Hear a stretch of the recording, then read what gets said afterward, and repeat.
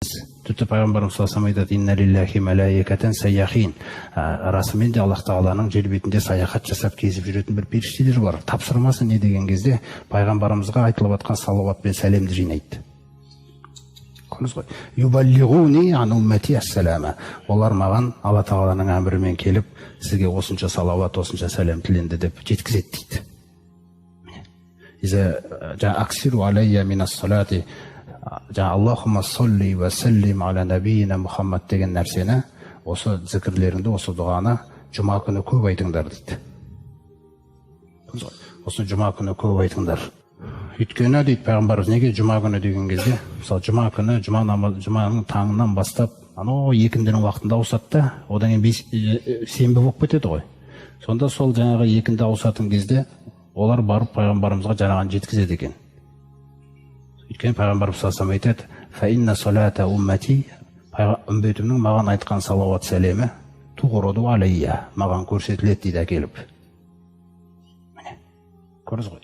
Сол нәрседе жаңағы Жибрилдің өзі айтқан екен: мән солла алейка, ей пайғамбар, кім саған салауат айтса, Аллахумма солли десе, соллайту алейхи дейді. Алланың әмірімен дейді, мен де оған соны тілеймін дейді. Ва мән саллама алейка усаллиму алейхи. Кімде-кім саған сәлемді тілесе, мен де оған сәлем тілеймін дейді. Ризасың ба деген кезде пайғамбарымыз жаңағы сахих хадисте келген, сол сәждеге жығылған ғой, шүкір етіп. Маған пайғамбарымызға салауат айтуыңыз арқылы дүние мен ақыретіңіздің жағдайын шешуге болады екен. Бір сахаба келіп: я Аллахтың елшісі, мынау қызықты нәрсе болып кетті. Мен дұға жасағанда көп дұға тілеймін ғой дейді өзіме. Күллісін сізге ғана тілесем не болады деген кезде, онда байыдың ғой дейді. Өйткені ол сіз өзіңіздікін тілемесеңіз де біледі ғой Алла тағала сізге не керек.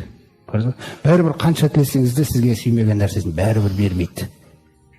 Көрдіңіз ғой қандай нәрсе.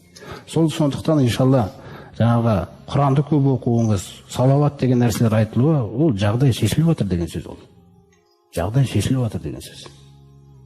Сондықтан сондай нәрселерді пайғамбарымыз тағы қуаттау үшін айтады: мән кана аксарахум алейя салатан. Осы үмбетімнің ішіндегі ең көп салауат тілеген адам дейді қиямет күні маған, сол қиямет күні кана ақрабаху минни манзилатан.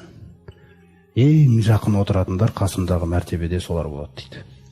Бұның бәрі пайғамбарымызға деген ықыласыңыз, жақсы көруіңіз, өйткені сараң адам ғана, немесе жалқау адам, немесе немқұрайды адам ғана бұндай нәрселерді аз істеуі мүмкін да.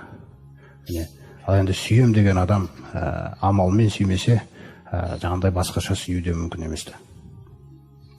Сол секілді пайғамбарымыз саллаллаху алейхи ва саллям айтады: міне бұл салауаттарды жинап жүретін